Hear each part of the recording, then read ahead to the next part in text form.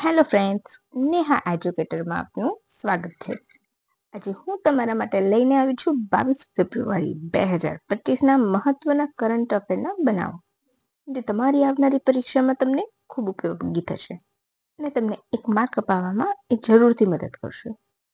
Hello friends, તો એના માટે તો સૌથી પહેલાં તમારે શરૂઆતથી લઈને અંત સુધીનો વિડીયો જોવો પડશે. અને હા, ગમે તો લાઈક, શેર, સબસ્ક્રાઈબ જરૂરથી કરજો, જેથી કરીને તમને આવનારા વિડીયોની માહિતી પણ મળતી રહે. તો ચાલો શરૂ કરીશું. હા ફ્રેન્ડ્સ, અને બજેટ માટે પણ હું અત્યારે બનાવી રહી છું.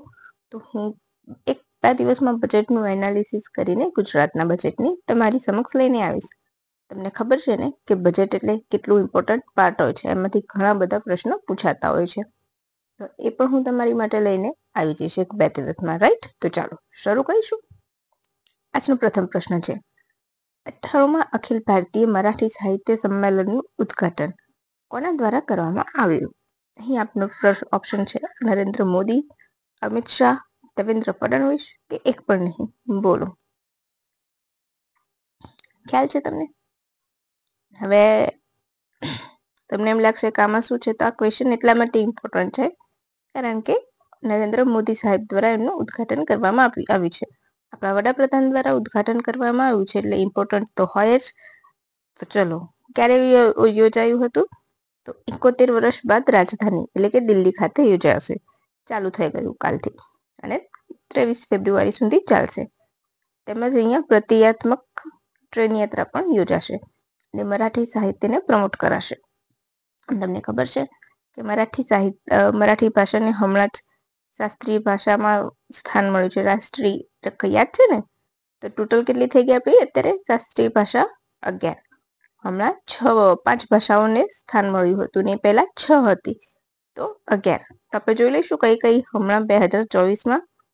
તો પાલી, પ્રાકૃત, અસમિયા, બેંગાલી ભાષાને આ દરજ્જો મળેલો છે શાસ્ત્રીય ભાષામાં, બરાબર?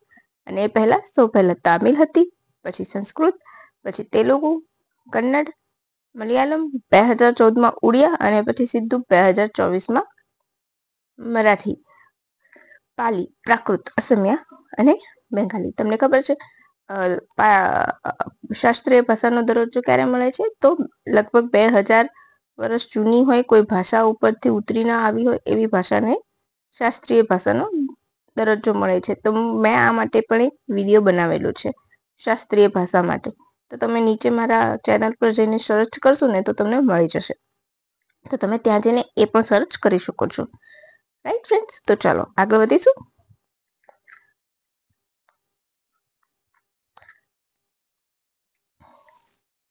હાલમાં કયા રાજ્ય અથવા કેન્દ્ર શાસિત પ્રદેશમાં આયુષ્યમાન ભારત સ્વાસ્થ્ય વીમા યોજનાની જાહેરાત કરવામાં આવી છે? તમને ખબર છે એક રાજ્ય છે કે જેમાં હજુ સુધી લાગુ નથી. કયું રાજ્ય? ખબર હોય તો તમે મને કમેન્ટ કરી શકો છો. ચલો, અહીંયા આપણો ઓપ્શન છે ગોવા, લક્ષદ્વીપ, નવી દિલ્હી અને સિક્કિમ. ખ્યાલ છે કોઈને? તો અહીં આપણો જવાબ આવશે નવી દિલ્હી. અત્યાર સુધી નવી દિલ્હી અને પશ્ચિમ બંગાળમાં પણ નથી, રાઈટ? મમતા બેનર્જીએ હજુ સુધી આ યોજના લાગુ નથી કરી પોતાના રાજ્યમાં, રાઈટ? અને દિલ્હીમાં નથી, પણ નવા સીએમ મળતા એમની મીટિંગ મળી અને એ સાથે જ આ યોજનાને લાગુ કરી દેવામાં આવી, રાઈટ? એમાં શું છે, તો તમને સૌને ખબર છે કે 10 લાખ સુધીનું વીમા કવચ મળે છે, જે પહેલા કેટલું હતું? 5 લાખનું હતું. ક્યારે? રાંચીથી લોન્ચ કરાઈ હતી, રાઈટ? આ યોજના કેટલા વર્ષ પહેલા? તો એ મને તમે કમેન્ટ કરજો, રાઈટ? હવે તમને કહો, ચલો આપણે હવે રેખા ગુપ્તા સીએમ બન્યા તો કયા પક્ષના છે? બીજેપીના છે, રાઈટ? મુખ્યમંત્રી તરીકે એમણે 9મા મુખ્યમંત્રી છે. અને કયા નંબરના મહિલા મુખ્યમંત્રી પૂછે તો ચોથા, રાઈટ? ચોથા નંબરના મહિલા મુખ્યમંત્રી છે. અને કોના અનુગામી તરીકે આવ્યા છે? તો આરતીસી માર્લેના, બરાબર? તો એ બીજા પણ થયા. હવે ચોથા નંબરના મહિલા મુખ્યમંત્રી છે રેખા ગુપ્તા. શાલીમાર બેઠક પરથી જીત્યા છે, રાઈટ? તો જોઈશું સૌથી પહેલા કોણ બન્યું હતું દિલ્હીના સીએમ? સુષ્મા સ્વરાજ, ત્યારબાદ શીલા દીક્ષિત, પછી આતિશી માર્લે અને અત્યારે રેખા ગુપ્તા. એ ચોથા સીએમ, રાઈટ? બરાબર છે. હવે તમને ખબર છે કે સૌથી લાંબા સમય સુધી મહિલા સીએમ તરીકે શીલા દીક્ષિતનો રેકોર્ડ છે. તો ઓવરઓલ કોનો રેકોર્ડ છે એ તમે મને કહેજો, બરાબર. તમારે ઓવરઓલ રેકોર્ડ કોનો છે ને તમારે મને કહેવાનું છે. તેમને કોને શપથ કોને લેવડાવ્યા? તો રાજ્યપાલ શપથ લેવડાવે છે, રાઈટ, કોઈ પણ મુખ્યમંત્રીને. તો એમને કોને લેવડાવે? તો ત્યાં લેફ્ટનન્ટ ગવર્નર હોય છે, તો એમને શપથવિધિ એમના હાથ નીચે થઈ, રાઈટ. નિમણૂક કોના દ્વારા કરવામાં આવે છે? રાષ્ટ્રપતિ દ્વારા, એ યાદ રાખજો, બરાબર. આ સિવાય અહીંયા બીજી કેટલીક જાહેરાતો પણ કરવામાં આવી છે. ચૂંટણી હોય એટલે બધી જાહેરાતો હોય ફ્રીબી વાળી, તો એ પણ છે કે તો મહિલાઓને મફત બસ સેવા, એ સિવાય 2500 રૂપિયા સહાય. પછી ત્યાં જે મેડ હોય છે તો મેડ માટે કલ્યાણ બોર્ડની રચના, એ સિવાય સિલિન્ડર પર 500 રૂપિયાની સબસિડી, અને હોળી અને દિવાળી જેવા તહેવાર પર સિલિન્ડર ફ્રી આપવામાં આવશે મહિલાઓને. માતૃ સુરક્ષા વંદના યોજના હેઠળ સગર્ભા મહિલાઓને 21,000ની સહાય અને 6 પોષણ કીટ પણ આપવામાં આવશે. તો દિલ્હીનું તમારે બેઝિક સ્ટ્રક્ચર યાદ રાખવું પડશે. દિલ્હી ચર્ચામાં છે, બરાબર. એક તો આપણી કેપિટલ છે એટલે હાલ નવા મુખ્યમંત્રી બન્યા, પાછું ચર્ચામાં રહેલું હતું, બરાબર છે. તો પછી એ તમારે યાદ રાખવું પડે. દિલ્હી વિધાનસભાની સીટ કેટલી હોય છે? તો 70, રાઈટ. કયા બંધારણીય સુધારા દ્વારા એને વિધાનસભા મળી હતી? તો 69માં, 1991માં, બરાબર. હવે આની સાથે આપણે એક વસ્તુ પણ નોટ કરી લઈશું. કોઈ પણ રાજ્યમાં પ્રથમ મહિલા મુસ્લિમ સીએમ, બરાબર, મુસ્લિમ મહિલા સીએમ બન્યા એવું રાજ્ય કયું છે? તો આસામ. ઓવરઓલ તો તમને ખબર જ છે કોણ હતું? સુચેતા કૃપલાની, બરાબર. તો ઓવરઓલ મહિલા પૂછે મુખ્યમંત્રી તો એમણે આવશે, પરંતુ પ્રથમ મુસ્લિમ મહિલા પૂછે કોઈ પણ રાજ્યમાં તો આસામમાં અનવરા તૈમૂર હતા, બરાબર. તો એ તમે નોટ ડાઉન કરી લેજો. ક્યારેક તમને એક્ઝામમાં વન લાઇનરના બદલે વિધાનમાં પૂછી લે તો તમે કન્ફ્યુઝ ના થાવ, બરાબર છે ને ફ્રેન્ડ્સ. એટલા માટે આ ડિટેલ મેં શેર કરી છે. અચ્છા, તો આજે દિલ્હીની વાત નીકળી, ત્યારે હાલ મુખ્યમંત્રી નિમાયા તો કયા રાજ્યમાં રાષ્ટ્રપતિ શાસન છે અત્યારે? તો મણિપુરમાં. રાષ્ટ્રપતિ શાસન ક્યારે લાગુ, કયા આર્ટિકલ હેઠળ? 356 હેઠળ.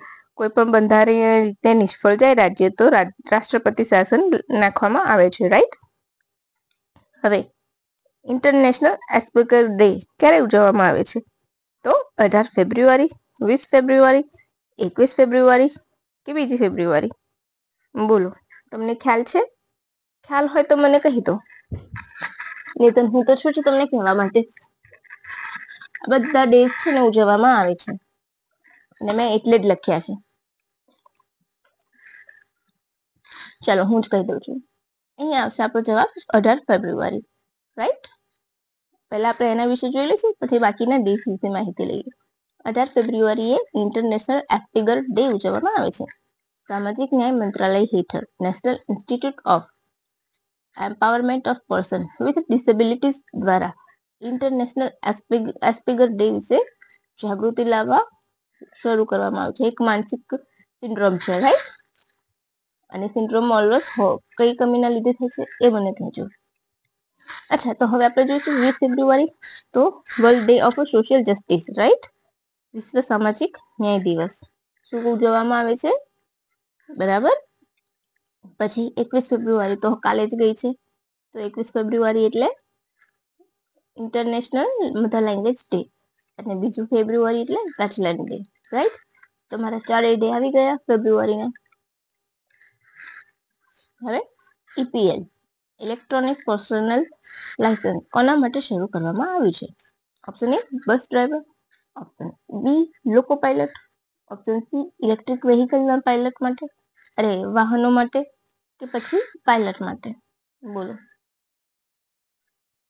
ખબર છે? તો અહીં આપણો જવાબ આવશે ઓપ્શન ડી, પાયલટ. એનાથી શું થશે?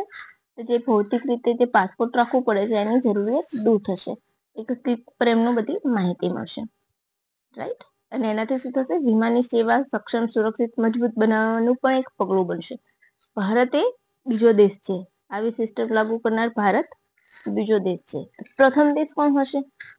બીજો છે તો પ્રથમ તો કોઈક હોય જ, તો પ્રથમ દેશ છે ચીન, બરાબર. આની લોન્ચ કોણે કર્યું? તો civil aviation minister Rammohan Naidu દ્વારા જાહેરાત કરવામાં આવી હતી. એનાથી ભૌતિક પાસપોર્ટની જરૂરિયાત ઓછી થઈ જશે. ખાસ એ નોટ કરજો, બરાબર. પછી આ એક વન લાઇનર છે. જર્મન લેંગ્વેજ સ્કિલ પહેલ કયા રાજ્ય દ્વારા શરૂ કરવામાં આવી છે? Option A Bihar, option B Gujarat, option C નવી દિલ્હી, ઓપ્શન ડી તમિલનાડુ. બોલો, ખ્યાલ છે તમને? ઓકે, ચલો હું કહી દઉં છું. અહીંયા આવશે આપણો જવાબ ઓપ્શન એ બિહાર. પછી આપણો એક વન લાઇનર છે. નવી આયકર વિધેયક તપાસ માટે 31 સભ્યોની પ્રવર સમિતિ બની છે. તેના અધ્યક્ષ કોણ છે? સંજય મલ્હોત્રા, સંજીવ ખન્ના, નિર્મલા સીતારામન કે બૈજયંત પાંડા? બોલો, આના જવાબ ખબર છે? આ બધા જ કોઈક ના કોઈક પદ ઉપર છે.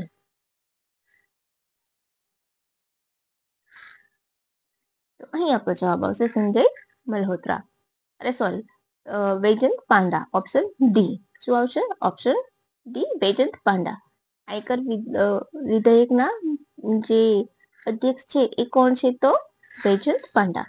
સંજય મલ્હોત્રા તો આરબીઆઈ ના ગવર્નર. સંજીવ ખન્ના સીજેઆઈ કયા નંબરના? 51માં.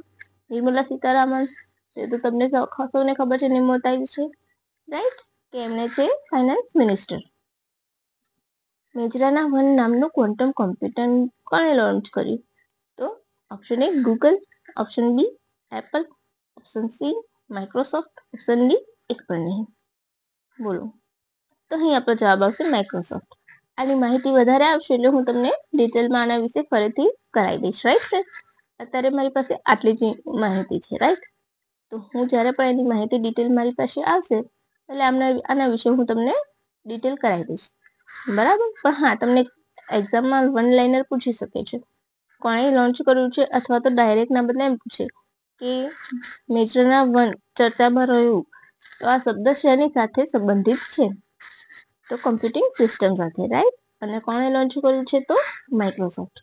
તો તમને એમ પૂછી શકે મેજરાના વન શબ્દ ચર્ચામાં રહ્યો એના વિશે નીચેના વિધાન તપાસો અને 2 આપી દે કે આ એક ક્વોન્ટમ કોમ્પ્યુટિંગ સિસ્ટમ છે, અને બીજું ઓપ્શન બી માં આપે કે તેને માઇક્રોસોફ્ટ દ્વારા શરૂ કરવામાં આવ્યું છે, એપલ દ્વારા શરૂ કરવામાં આવ્યું છે. પછી સી માં આપે કે ફક્ત એક જવાબ સાચો છે અને બીજામાં આપે કે ઉપરના બંને. તો તમારે વિચારવું પડે, વાંચ્યું હોય તો, હે ને? એટલે આની ડિટેલ્સ હું થોડીક આવશે એટલે હું તમને આપી દઈશ કે તમારે સાયન્સ એન્ડ કોમ્પ્યુટિંગમાં કામમાં આવશે, બરાબર ને ફ્રેન્ડ? હવે સમ ઇમ્પોર્ટન્ટ પોઈન્ટ્સ. ચાલો, કેન્દ્ર દ્વારા આર્થિક મુખ્ય સલાહકાર ચીફ ઇકોનોમિક ઓફિસર, રાઈટ? અનંત નાગેશ્વરનો કાર્યકાળ 2 વર્ષ માટે વધારી દેવામાં આવ્યો છે, બરાબર છે? આ યાદ રાખજો, આગામી 2 વર્ષ માટે હજુ પણ એમણે જ રહેશે. 2022 થી તેમણે આ પદ ઉપર છે. હવે આ પદ ઉપર ક્યાં સુધી રહેશે? તો 2027 સુધી, બરાબર છે? અને એ સિવાય નીતિ આયોગના જે સીઈઓ છે BR સુબ્રમણ્યમ, એમનો પણ 1 વર્ષ માટે કાર્યકાળ વધારવામાં આવ્યો છે. હવે એક નવી વાત, WHO એટલે કે વર્લ્ડ હેલ્થ ઓર્ગેનાઇઝેશને IECD 11ની આધુનિકરણની જાહેરાત કરી છે. પહેલા તો IECD international classification disease, right? International classification disease એને IECD કહે છે, રાઈટ? એ યાદ રાખજો તમે સૌથી પહેલા તો. એના માટે આ જાહેરાત કરી છે, બરાબર?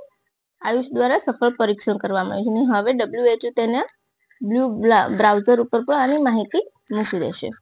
તો બસ ફ્રેન્ડ્સ, કેવી લાગી માહિતી? મજા આવી ને?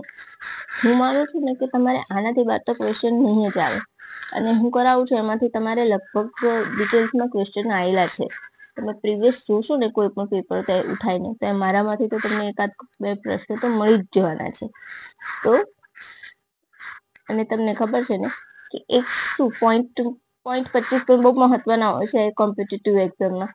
તો આ તમને ખૂબ મદદરૂપ થશે, અને તમારા દોસ્તોને પણ શેર કરજો, જેથી કરીને એમને પણ બધી માહિતી મળતી રહે. તો બસ ફ્રેન્ડ્સ, અને હા, બજેટ તો ખરું જ. હું પહેલા બજેટનું વ્યવસ્થિત એનાલિસિસ કરીશ અને પછી તમારા માટે લાવીશ, રાઈટ? એટલે તમારું કામ ઓછું થઈ જાય. તો ચલો, ફરીથી મળીશું નવી માહિતી સાથે સીધા સોમવારે. જો બજેટનું મારું એનાલિસિસ થઈ જશે તો હું કાલે તમને બજેટ ચોક્કસ આપી દઈશ, બરાબર. તો બસ ફ્રેન્ડ્સ, આવી જ રીતના મારા વિડીયોને લાઈક, શેર, સબસ્ક્રાઈબ કરતા રહો તો મને પણ મજા આવશે. Bye friends, thank you for watching my video. Bye and have a good day friends.